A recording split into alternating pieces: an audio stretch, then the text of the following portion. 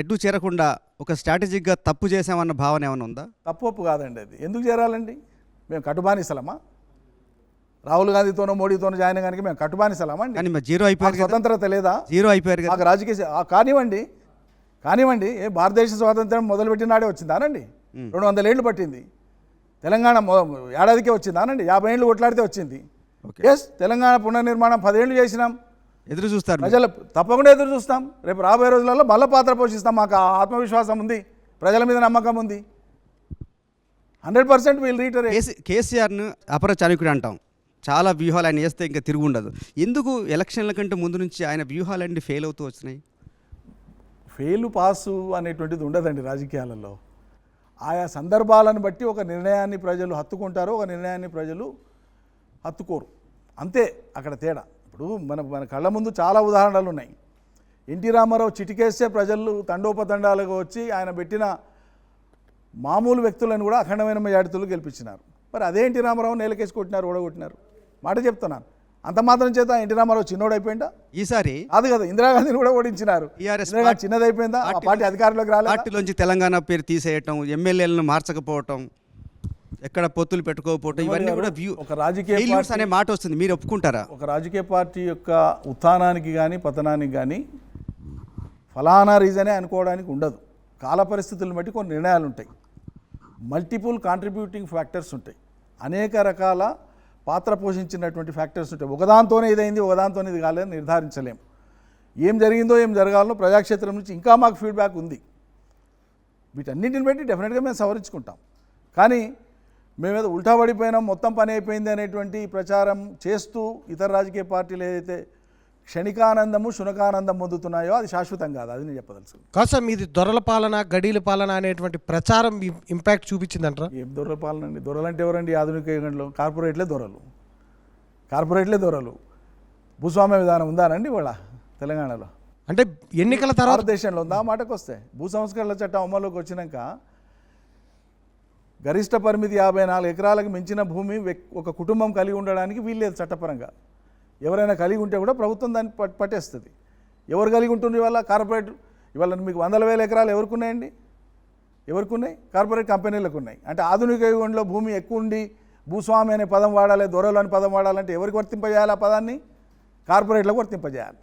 మన భావజాలాన్ని కూడా మార్చుకోవాలి.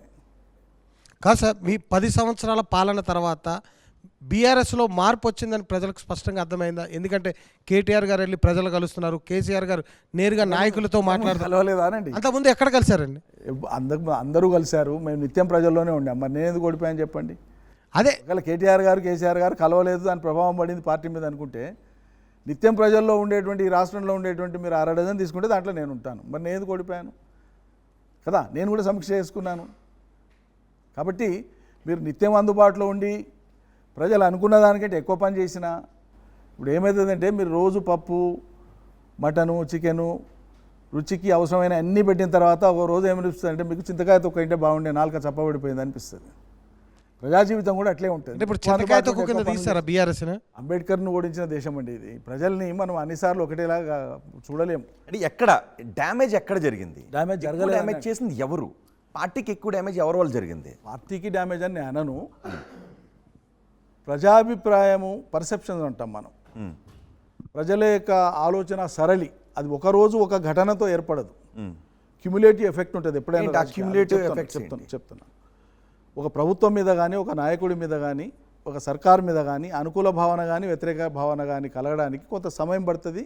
ఆ సమయంలో ఒకదాని తర్వాత ఒకటి పేరుకుపోతాయి, పైలప్ అవుతాయి అంటారు వాటిని, పేరుకొని పోతాయి. అట్లా మా మీద పేరుకొని పోయినటువంటి వాటిల్లో deliberate and conscious effort of BJP and Congress విష ప్రచారం నంబర్ వాళ్ళ వ్యూహం. పార్టీలు చెప్తున్నాను, వాళ్ళ వ్యూహాన్ని అవలంబించు అంటే విష ప్రచారాన్ని ప్రజలు నమ్మేస్తారు. రాజకీయంగా వ్యూహం అంటారా దాన్ని? విష ప్రచారాన్ని నమ్మేస్తారా? దిగజారుతనం అది. విష ప్రచారాన్ని ప్రజలు నమ్మేస్తారని ఇప్పుడు కూడా నమ్ముతున్నారు కదా. సత్య ప్రచారం ఇప్పుడు కూడా నమ్ముతున్నారు కదా. ఇప్పుడు కాదు, 10 ఏళ్ల క్రితమే నమ్మినారు కదా. మోడీ గారు 15 లక్షలు తెచ్చిస్తాను అలాదన్నా ఉంటే నమ్మి ఓటేసినారు కదా ఈ దేశంలో. నిజం కాదా?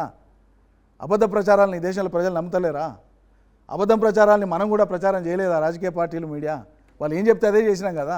గొప్ప కానీ అని మీరు చెప్పాను కదా. ఎన్నికల కోసమే పథకాలు తీసుకొచ్చి పెట్టారు. అందులో ఒక ప్రధానంగా డ్యామేజ్ చేసింది అది. దాంతోపాటు కేసుల్లో ఇరుక్కోవడం, లేదంటే మీరు బీజేపీతో కుమ్మక్కయ్యారు అని అనటానికి నమ్మదగిన ఆధారాలు ఉన్నాయి అని ప్రజలు భావించారని ఒక చర్చ జరుగుతుంది. రోహిత్ గారు, నేను ఏమంటానంటే మేమేమో నిరంతరం ఈ రాష్ట్ర పునర్నిర్మాణ బాధ్యతలు చేపట్టిన సర్కారుగా అనుక్షణం గ్రామం నుంచి మొదలుపెట్టి రాష్ట్ర రాజధాని దాకా ఏం చేయాలనేది డిఫరెంట్ టైర్స్లో ఉండేటువంటి మా పబ్లిక్ రిప్రజెంటేటివ్స్ కానీ మా పార్టీ ర్యాంక్ అండ్ ఫైల్ కానీ మా ధ్యాస అంతా దాని మీద పెట్టాం, లగ్నం చేసినాం కంప్లీట్గా. ఈ క్రమంలో వాళ్ళేమో మనం సదుద్దేశంతో ఒక పని చేస్తే దానికి విపరీతార్థాలు జోడించి దుష్ప్రచారం చేయడం మొదలుపెట్టినారు.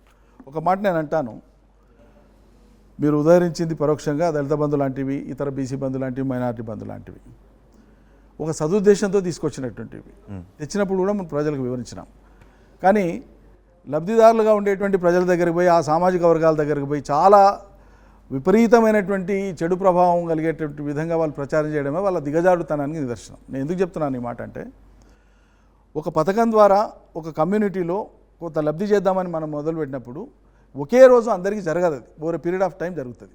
ఇది మేము కొత్తగా చేసేది కూడా కాదు, మేము చేసేటువంటిది ఒకసారి చేస్తే ఆ కుటుంబానికి జీవితకాలం ఉపయోగపడాలని మేము తెచ్చినాం. కానీ గతంలో కూడా 50-60 ఏళ్ల నుంచి ఈ దేశంలోని వివిధ రాష్ట్రాలలో, ఉమ్మడి ఆంధ్రప్రదేశ్ రాష్ట్రంలో, తెలంగాణ ఏర్పడే కంటే ముందు మన ప్రాంతంలో కూడా సమైక్య రాష్ట్ర ప్రభుత్వాలు SC corporation, BC corporation, ST corporation, minority corporation అని పెట్టినాయి. వాటి ద్వారా లోన్లు ఇచ్చి లెట్ మీ కంప్లీట్. వాళ్ళు ఉద్దేశించింది కూడా అయితే ఆయా వర్గాలకు మేలు చేయాలని ఉద్దేశించింది. ఆచరణలో అమలైందా కాలేదా అది చర్చ చేస్తే, ఎస్సీ కార్పొరేషన్ కింద ఒక మండలానికి 4 లోన్లు వస్తే అది 70-80 వేలు వాళ్ళు పెట్టుకోవాలి, 10-20 వేలు బ్యాంకు కాన్సెంట్ ఇస్తే తర్వాత ఎప్పుడో సబ్సిడీ వస్తే ఈ రకంగా ఉండేది. అంటే ఎటు ఆకలి తీరేది కాదు, దూప తీరేది కాదు. మరి ఆ రోజు ఒక ఎస్సీ కార్పొరేషన్ యూనిట్లు పెడితే ఒక మండలంలో ఉండే ఎస్సీలకంతా వాళ్ళు ఇచ్చినారండి కాంగ్రెస్ పార్టీ, తెలుగుదేశం పార్టీ. అసలైన తొలి వెలుగు. ఫాలో వాట్సాప్ @తొలి వెలుగు official.